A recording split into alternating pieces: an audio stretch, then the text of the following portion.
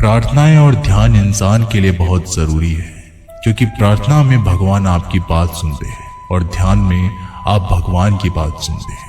श्री कृष्ण से कितना कुछ छूटा। पहले माँ छूटी, फिर पिता छूटे, फिर जो नंद किशोर मिले वे भी छूटे, संगी साथी छूटे, राधा भी छूटी, गोकुल छूटा, फिर मथुरा छूटा। श्री कृष्ण से जीवन भर कुछ ना कुछ छूटता ही रहा। नहीं छूटा तो वो था देवत्व। मुस्कान और सकारात्मकता श्री कृष्ण दुखी नहीं, उत्सव के प्रतीक है।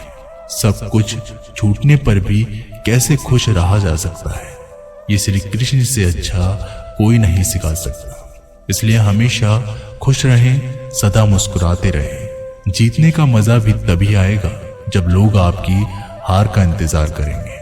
गीता में लिखा है, यदि कोई आपको अच्छा लगता है तो अच्छा वो नहीं, अच्छे आप हैं, क्योंकि उसमें अच्छाई देखने वाली नजर आपके पास है। अपनी पीड़ा के लिए संसार को दोष मत दो, अपने मन को समझाओ। तुम्हारे मन का परिवर्तन ही तुम्हारे दुखों का अंत है।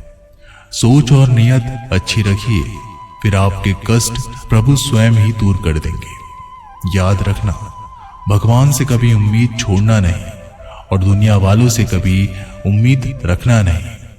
सुख दुख एक सिक्के के दो पहलू हैं। जहां सुख होगा वहां दुख भी होगा, और जहां दुख होगा वहां सुख भी होगा।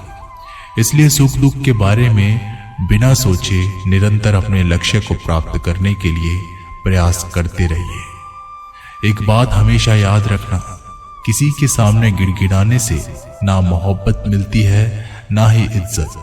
इसलिए अपने स्वाभिमान को जिंदा रखो। कोई अगर आपकी किस्मत में होगा तो वो आपके पास खुद ही चल कर आएगा। दूसरों को हराने का मौका मत दो, बस खुद को आगे ले जाने की जिद पालो। कभी हार ना मानने की आदत ही एक दिन जीतने की आदत बन जाती है। सिर्फ दो चीजें मनुष्य के भाग्य में निर्माण करती है, पहला स्वभाव, और आपके स्वभाव में अच्छाई, विनम्रता और गुण है तो आपका भाग्य चमकेगा। अगर आपका स्वभाव क्रोधी है, आलसी है, तो आपका भाग्य बिगड़ना अनिवार्य है। इसलिए अपने स्वभाव को मधुर और आकर्षित बनाइए। दूसरा, आपकी वाणी बोलना। तो आदमी 2.5 साल की उम्र में ही सीख जाता है, परंतु कब, कहां, कैसे और क्या बोलना है उसे ये जिंदगी भर भी समझ में नहीं आता। जिसे ये बोलना आ गया कि कब, कहां और कितना बोलना चाहिए, समझ लो उसे सफल होने के लिए कोई नहीं रोक सकता। पिता से बड़ा कोई सलाहकार नहीं, माँ की छाव से बड़ी कोई दुनिया नहीं, भाई से अच्छा कोई भागीदार नहीं, और बहन से बड़ा कोई शुभचिंतक नहीं।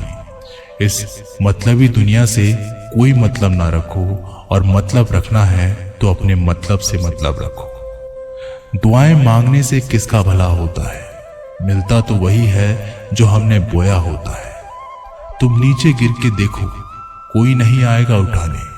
तुम जरा उठकर तो देखो, सब आएंगे गिराने।